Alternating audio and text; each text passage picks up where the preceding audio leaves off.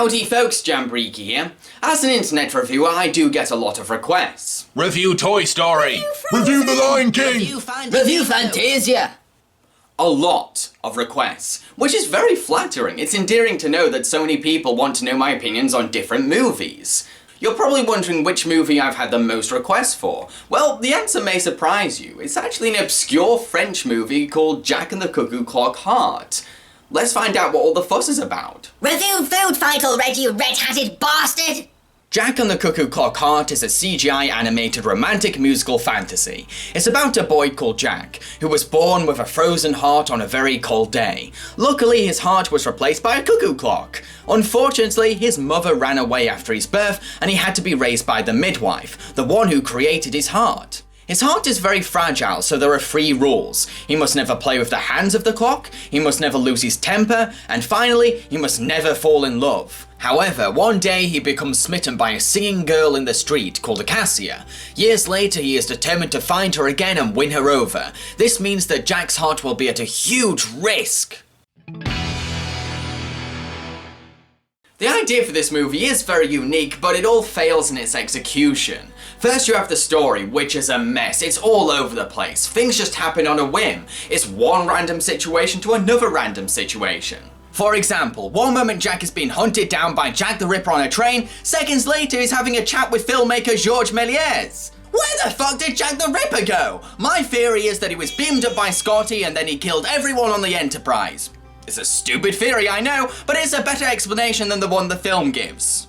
This is not a slice of life movie. You can't get away with that shit. There's supposed to be some direction in a film like this. Then you have the romance between Jack and Acacia, the central focus of the film and the biggest problem with it. It's so bland. It's like a 1930s Disney romance. What's their reason for being in love? Well, one time when they were kids, they randomly sang a duet together in the middle of the street. That's it.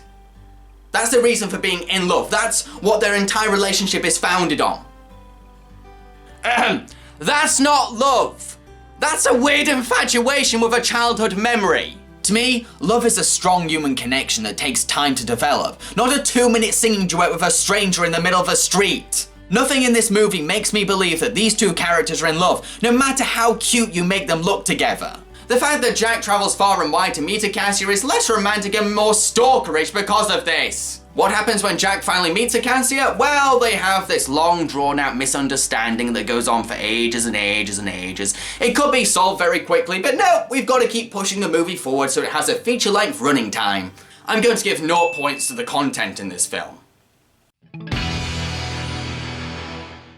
Jack is an energetic boy despite having a fragile heart. I do admire his moxie, but his stalkerish behaviour is creepy, and the fact he'll risk his life for a girl he met once as a child is really stupid. I can see why Jack would be this naive. He has been cooped up in the same house for loads of years, and he's not met many girls. But the film doesn't address his behaviour as naive infatuation, instead it plays it off as raw, real, passionate Romeo and Juliet love. Acacia is very gullible. When Jack's childhood bully Joe convinces her that Jack is really a bad guy, it doesn't take her long to believe him. This weakens the romance even more. If Acacia really was in love with Jack, then she would trust Jack enough not to believe Joe. Joe is a cookie-cutter bully character with nothing else to him. He's a very 2-dimensional villain, and giving him a cool eye patch later on in the film doesn't make him any more interesting. However, the characters that Jack meets on his journey are very entertaining and fun. Each one is humorous, colourful and whimsical. I'm going to give just 2 points to the characters in this film. The best thing about this movie is the way it looks. It has pretty porcelain character designs, an awesome steampunk art style, and it's all beautifully rendered. The character animation is performed with attention to detail and patient care, which means that the movement is very believable and realistic.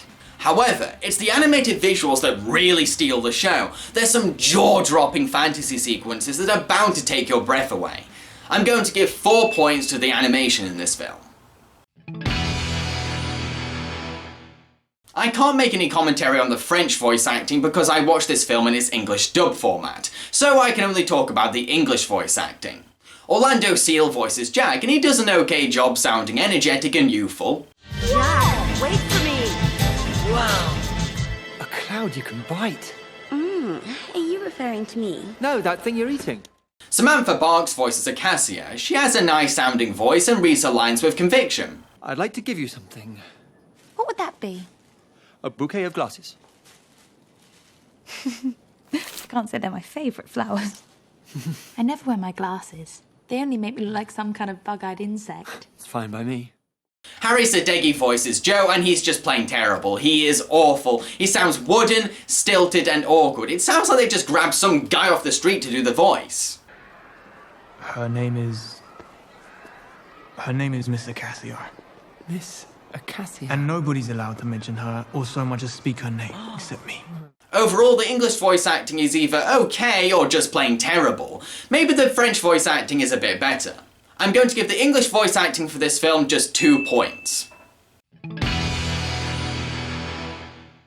You know how I said that this film's narrative jumps from one random situation to another random situation?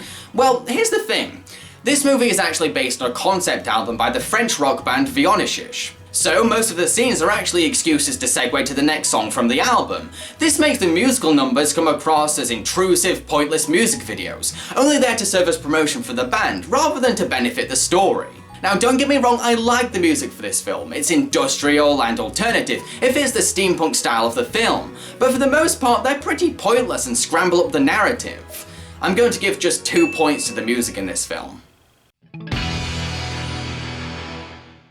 To conclude, I totally get the appeal of this movie. It's kind of cute and has spectacular, fantastical imagery, plus the emo and goth crowd will totally eat it up because of its Burton-esque art style and alternative music soundtrack. Personally, I have mixed feelings about this film. Its romance is an over-glorified shallow infatuation, the story is all over the place, and for the most part, the songs are pretty pointless. Despite this, I feel as if there's a little charm to the movie, like there's something rich buried deep beneath it. A seed that wasn't properly taken care of. If only the gardener watered it more regularly. Jack and the Cuckoo Clock Heart has gained a total of 10 points, which translates to 2 steampunk strawberries out of 5. However, if you enjoyed such films as Corpse Bride or Moulin Rouge, then I think you might get something out of this movie. I've been Jambareeqi and I hope you enjoyed my review. If you did, then I encourage you to like, subscribe, and follow me on Facebook and Twitter. In the next episode, I'm going to review Despicable Me 2. Cheerio, folks.